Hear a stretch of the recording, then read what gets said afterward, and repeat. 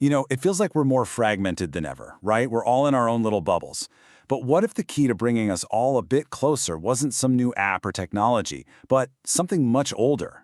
Today we're jumping into a really fascinating report from the think tank British Future. It's all about the surprising power of big public events to forge connections in this disconnected world of ours. So what's really changed? And why do these shared moments matter now more than ever? Let's get into it. Does this feel familiar at all? I mean, maybe not this exact scene, but the vibe of it. Street parties, community gatherings. There's a real sense of nostalgia here, isn't there? It feels like it comes from a time when we all just shared more common ground. These moments almost felt like the default setting for life, Just easy connection. But yeah, things feel a little different today. And that really brings us to the big question. In this age of Netflix, Amazon, and working from home, where all of our shared physical spaces seem to be shrinking, why are these collective experiences becoming not just a nice little bonus, but absolutely essential? Okay, so before we get to the solution, let's just take a second to really get a handle on the problem.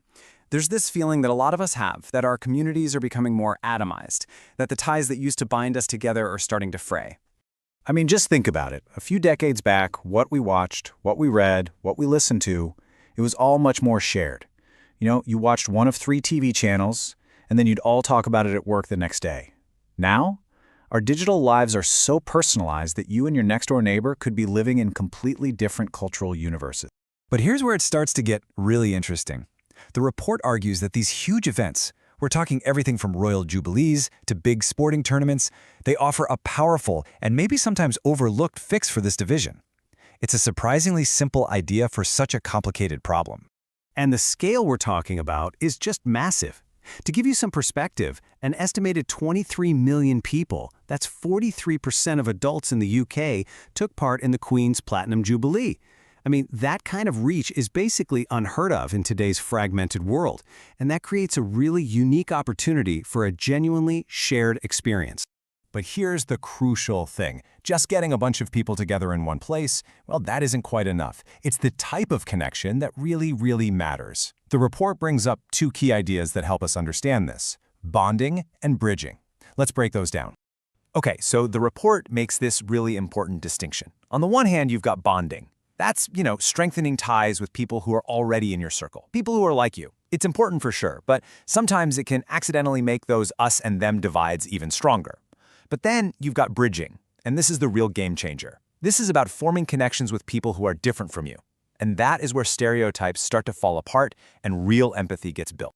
And this quote from the report just nails what the end goal is. It's not about putting different groups into separate, tidy boxes. The report argues that true inclusion is about weaving all of these different threads together into one big shared story, a narrative of all of us. So how does this bridging actually happen? Well, it's not just about meeting people face to face. Of course, that direct contact is huge, but so is indirect contact. Just, having friends who have friends from different backgrounds. And amazingly, even what's called contextual contact, which is literally just seeing diverse groups mixing together in a positive way on TV during a big national event, even that can start to shift attitudes. All right, so where can we see this bridging stuff actually happening in the real world? Well, one of the most powerful places is the world of sport. It turns out it's one of the best tools we have for creating these kinds of moments. The report notes that sport has this kind of Heineken effect. It's a nod to an old ad.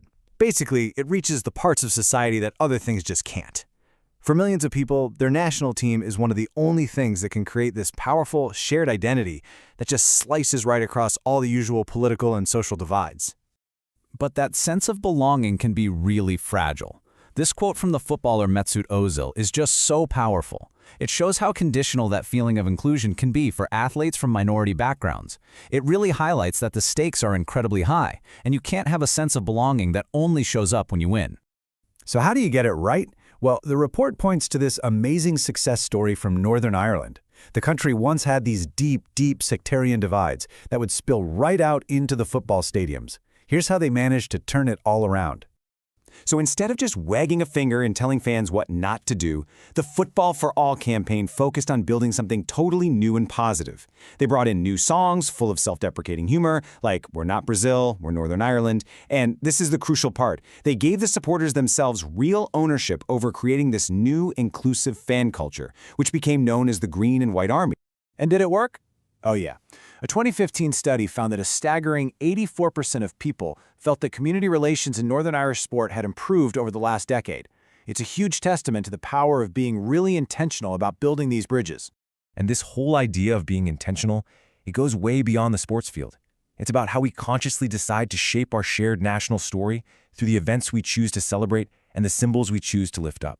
Building a truly inclusive national identity, what the report calls a new us.